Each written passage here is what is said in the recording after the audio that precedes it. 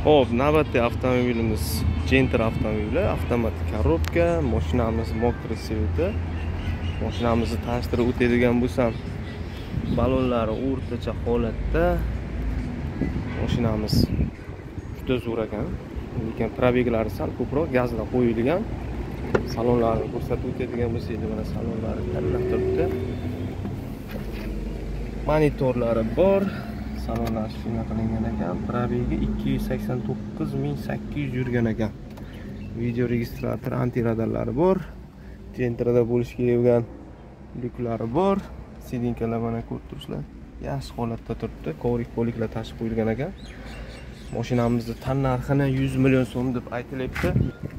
Metan gazlar ustanovkalar qilingan. Kraskasiga keladigan bo'lsanglar, kraskasi Kalinka tomonda bor ekan. Mana shu eshigiga переход o'tgan ekan kalinkasi bilan. O'zlaring uchun tekshirib olsalaring bo'ladi. Mashinamizning tan narxi 100 million so'm. Avtomatik korobka. Manzilimiz Jizzax shahri, prospekt Almas kafe ro'parasida. Kimga qiziq bo'lsa aloqaga chiqib, kelib ko'rib baraka qilsalaring bo'ladi.